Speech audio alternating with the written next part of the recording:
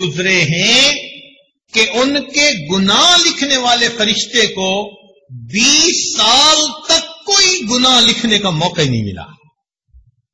یہ صحیح معنوں میں انسان ہے جن کا ہر عمل اللہ تعالی کی مرضی کے مطابق، ان کے ہر عمل پر ان کے سینے میں نور بھر دیا جاتا ہے. یہ ایمان کا نور، اعمال کا نور، یہ قیامت کے دن ان کے کام آئے گا. اس نور کے ساتھ پھر یہ لوگ زندگی گزارتے ہیں. افمن کان میتا فاحییناہ وجعلنا لہ نور یمشی بہ فی الناس. اللہ تعالیٰ ان کو ایک نور عطا فرما دیتے ہیں. اس نور کے ساتھ وہ اللہ کے بندوں میں دین کا کام کر رہے ہوتے. ایک جگہ فرمایا افمن شرح اللہ صدرہ للاسلام فہو علی نور من ربی. دیکھا آخر وہ جس کے سینے کو ہم نے اسلام کے لیے کھول دیا وہ اللہ کی طرف سے ایک نور پر ہوتا ہے. یہد اللہ لنورہ من یشاء. اللہ جس کو چاہتا ہے اپنی نور کی طرف رہنمائی عطا فرماتا. اللہ تعالیٰ فرماتے ہیں اپنے پیارے محبوب صلی اللہ علیہ وسلم کو ما کنت تدری مل کتاب ولا الایمان ولکن جعلناہ نور نہدی بہ من نشاء من عبادہ. اس نور سے کاش کہ ہمارا بھی سینہ بھر جاتا. یہ نور قیامت کے دن کام آئے گا. چنانچہ اللہ تعالیٰ فرماتے ہیں یوم لا یخزی اللہ النبی والذین آمنوا معہ یسعی نورہم بین ایدیہم وبایمانہم. قیامت کے دن ایمان والے جب کھڑے ہوں گے تو ہر طرف گھپ اندھیرا ہوگا.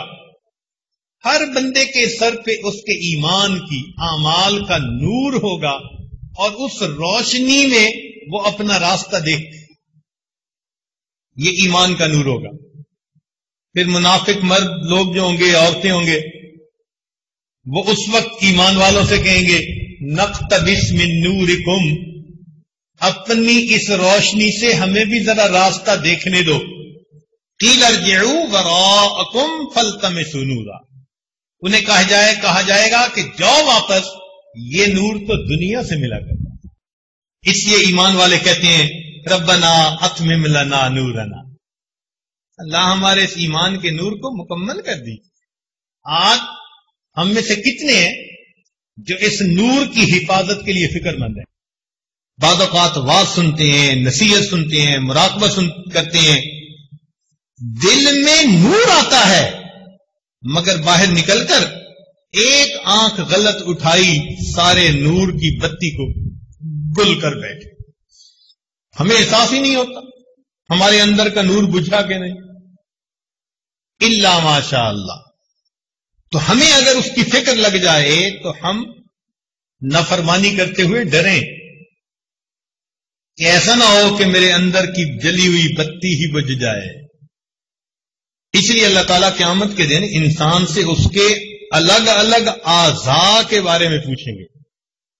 فرمایا ان السمع والبصر والفؤاد کل اولئک کان عنہ مسئولا.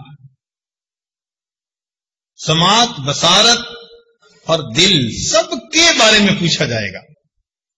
ہمارے اکابر دعائیں مانگتے تھے اللہ ہمیں ان لوگوں میں سے بنا دے الذین یستمعون القول فیتبعون احسنا، جو بات کو سنتے ہیں اور بہتر انداز سے اس پر عمل کرتے ہیں. بہتر انداز سے اس پر عمل کرتے ہیں. علماء نے لکھا ہے ایک ہے انسان کی ظاہری شکل،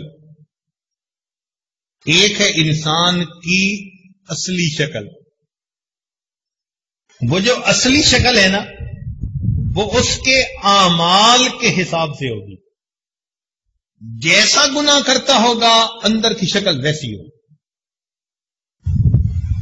جیسے فرمایا نا کہ اولئک کالانعام بل ہم اضل، یہ جانوروں سے بھی بدتر اولئک هم الغافلون. کیوں کہ جانور 3 طرح کے ہوتے ہیں. ایک شیر ہے، چیتا ہے، اس کو جب بھوک لگتی ہے تو وہ دوسرے کو کاٹ کھاتا ہے. پیٹ بھرا ہوتا ہے پھر اس کے اوپر چوہا چڑھ کے ناچے، اسے پرواہ نہیں ہوتی. دوسری طرح کے جانور گائے، بھینس، بکری، یہ خود تکلیف اٹھا لیتے ہیں مگر اپنی خاطر دوسرے کو تکلیف نہیں دیتے۔ مثال کے طور پر آپ گائے کو 2 دن بھوکا رکھیں تو یہ دوسری گائے کو ٹکرے نہیں مارے نہیں شروع کر دے گی، یا کسی دوسری گائے کو چبانا نہیں شروع کر دے گی۔ نہیں کھانا ملا برداشت کر لے گی، کھائے گی تو ہمیشہ سبزہ ہی کھائے گی، اپنی بھی ضرورت ہے پھر بھی دوسرے کو نقصان نہیں دے رہی۔ اور تیسرے جانور جیسے کہ سانپ اور بچھو، بچھو کے بارے میں مشہور ہے کہ یہ ہر چیز کو کاٹتا ہے۔ آپ ذرا اس کو کبھی غور سے دیکھیں، یہ دیوار کے ساتھ ہوگا تو دیوار کو ڈنگ مارنے کی کوشش کرے گا، چارپائی کے ساتھ ہوگا تو اس کے پائے کو ڈنگ مارے گا، یہ جس چیز کے قریب ہوتا ہے اسی کو ڈنگ لگاتا ہے۔ بندے کے قریب ہو تو بندے کو ڈنگ لگاتا ہے۔ ایسا منوس کہ اس نے نبی علیہ السلام کو بھی کاٹا، اور اللہ کے محبوب صلی اللہ علیہ وسلم نے فرمایا کہ یہ کتنا نامعقول ہے، نمازی اور غیر نمازی میں فرق ہی نہیں کرتا۔ اندھا جو ہے،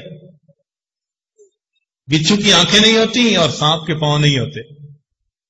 اب بتائیں کہ بچھو جب کاٹتا ہے کسی کو تو کون سا اس کو بھوک اتر جاتی ہے یا اس کی پیاس بجھ جاتی ہے؟ اس کو کوئی فائدہ نہیں ہوتا مگر دوسرے کو تڑپا دیتا ہے۔ یہ جانوروں میں سے سب سے بدترین قسم کا جاندار۔ اللہ تعالیٰ فرماتے ہیں کہ یہ لوگ جانور ہیں، بل ہم اضل، جانوروں سے بھی بدتر ہیں، اولئک هم الغافلون، یہ غفلت میں زندگی گزارنے والے۔ انسان جب بگڑتا ہے تو جانوروں سے بھی پرے پار ہو جاتا ہے، سنورتا ہے تو فرشتوں کو بھی پیچھے چھوڑ جاتا ہے، بگڑتا ہے تو جانوروں سے بھی پرے پار ہو جاتا ہے۔ حضرت اکبر ثانوی رحمۃ اللہ نے لکھا ہے کہ جیسے یہ اعمال بندہ کرتا ہے اس کی باطنی شکل بالکل اسی حیوان کی مانند ہوتی ہے۔ چنانچہ اگر ایک آدمی کے اندر حرص ہے تو اس کی باطنی شکل کتے کی مانند ہوتی ہے، اس لیے کہ کتا حریص ہوتا ہے۔ کہیں بیل مرا پڑا ہو اور کتا پہنچ جائے تو وہ اس بیل پہ دوسرے کتے کو نہیں آنے دے گا، حالانکہ یہ 1 مہینہ کھاتا رہے تو بیل کو نہیں کھا سکتا، مگر حرص اتنی ہے کہ یہ دوسرے کو جمع نہیں ہونے دیتا اپنے ساتھ۔ تو جو بندہ حریص ہو باطن میں اس کی شکل کتے کی مانند، جو بندہ جانتا ہو پھر عمل نہ کرے اس کی شکل گدھے کی مانند۔ کمثل الحمار یحمل اسفارا، اللہ تعالیٰ نے بتلا دیا کہ گدھے ہیں جن کے اوپر کتابیں لادی ہوئی، بوجھ لاد دیا، تو بے عمل انسان گدھے کی مانند۔ اور فرمایا کہ جو بے حیا ہوتا ہے وہ انسان باطنی طور پر سور کی مانند، اس لیے کہ سور ایک بے حیا جانور ہے۔